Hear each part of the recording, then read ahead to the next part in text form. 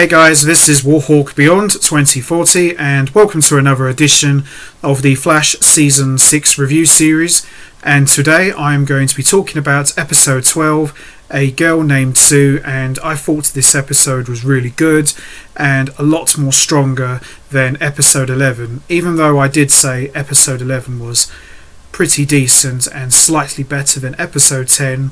There were a couple of things that were still missing in episode 11, and I felt it was a little bit more Valentine's Day driven, which was okay for the most part, but it was something I could have done without. So episode 12 more than made up for it, and we saw in episode 11 that Iris is trapped in the Mirrorverse while a mirror version of herself is with Barry Allen, and as we've seen in that episode, she was making pancakes, she was speaking Italian fluently, just little small things that you wouldn't normally see from the real Iris.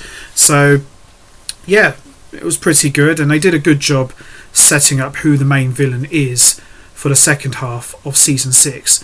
So with that all said, let's not waste any more time. Let's get right into it. Let's talk about episode 12, A Girl Named Sue. So we see this episode start off with Iris looking on from the Mirrorverse as she watches her mirror version interact with Barry. She then meets Eva McCulloch, who initially doesn't believe that she's real. Eva explains that they're trapped in a mirror dimension of Central City and that she was accidentally trapped there during the particle accelerator explosion. Iris wants to break out, but Eva doesn't think it's possible. We also see Iris remembers how Team Flash fought Sam Scudder many years ago and decide that they should use liquid nitrogen to try to escape.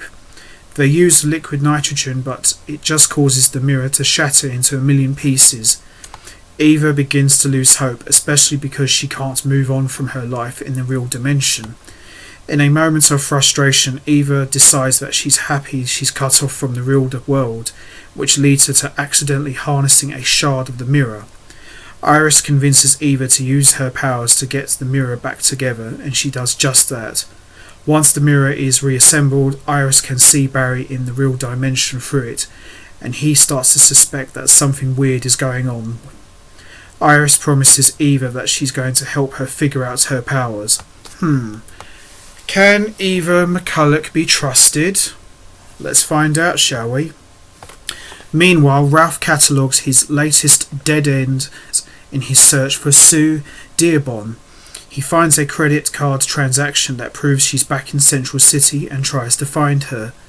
He tracks her down to a seedy apartment just as it blows up. A woman shields Ralph from the blast, and it turns out to be none other than Sue. She reveals that the bomb was courtesy of her ex, John Loring, who is a murderer.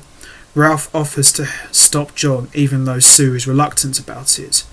They go to a stakeout location where John is, and Ralph goes in to fight John and his goons. This doesn't end well, leading to Sue intervening. They go to Jitters to recoup, and Sue wants to make sure that Ralph trusts her. Cecile arrives at Jitters and tells Ralph that he and Sue are very compatible. Ralph and Sue frantically try to find a ledger in John's office, but find a key to a safety deposit box instead. They're chased by goons to the roof, but Ralph uses his stretch powers to get them down to safety. Sue is shocked that Ralph is Elongated Man, but they bond because of it. They concoct a plan to get John's ledger. Maybe these guys are going to become the next Barry and Iris. Who knows? We then see Ralph impersonate Joe to get into the bank while Sue pretends to be a security guard. They make their way into the bank's vault while Sue vents about not knowing how to get out of her socialite's life. Ralph tells her that there's still hope. They unlock a safety deposit box and find the ledger just as Sue knocks out Ralph and locks him inside. Sue reveals that she doesn't know Joe and that she was lying the whole time to steal a diamond. She offers to keep his secret safe if he doesn't tell anyone she's a thief. She leaves just as John and his goons arrive and try to fight her. Ralph uses his powers to sneak through the pipes and save Sue, and they bicker the whole time. They are then attacked by Ultraviolet. Barry arrives and saves the day, but Ultraviolet and Sue escape. Ralph gets upset that he feels betrayed by Sue. Later, Sue scans the diamond and finds out that it has information regarding Black Hole encoded inside. Meanwhile, we see the fake Iris look into McCulloch Technologies' mirror gun and asks Barry to get it out of Star Labs' archives, but Barry is very cautious. Fake Iris goes to Star Labs to find the mirror gun and accidentally runs into Nash Wells. Nash Wells, who is still seeing visions of the other Wells, is distracted. Barry goes to CCPD, where Joe asks for help in investigating if a death case was really an accident or not. Barry determines that the death was caused by Dr. Light's technology, and Joe suggests that it's the latest in a string of deaths tied to Joseph Carver. Barry ultimately gives the mirror gun to fake Iris, arguing that he trusts her enough to use it for good. So what we're seeing is Barry is very quick to trust this mirror version of Iris, even though he doesn't know that it's not the real one and that the real one is trapped inside the mirror. So I thought overall this was a really good episode. As I said before, a lot more better than episode 11 and certainly a lot more stronger, and I really enjoyed it. And we're seeing slowly Eva McCulloch's powers come to the front, and whether or not she can be trusted is another story, but I would say overall I really enjoyed this episode a lot. So we're just going to have to wait and see how all of this plays out.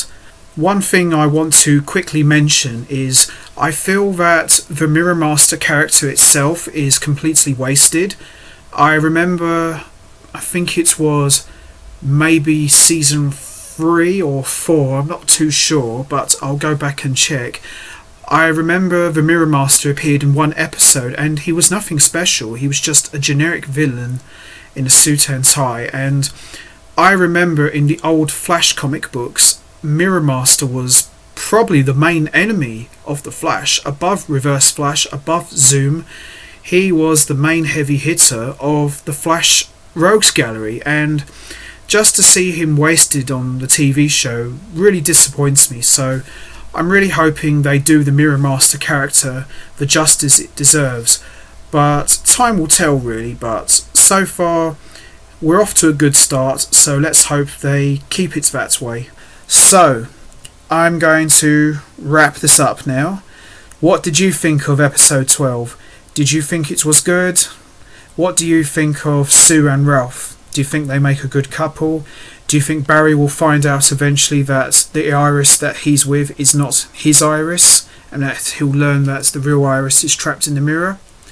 You know what to do, guys. Hit the like button, hit the subscribe button, leave your thoughts and comments down below, and I will be back next time for another edition of the Season 6 review series, where I'll be talking about episode 13. And not to give too much away, but there is a certain Flash villain who makes his return in the next episode, and I'll give one clue.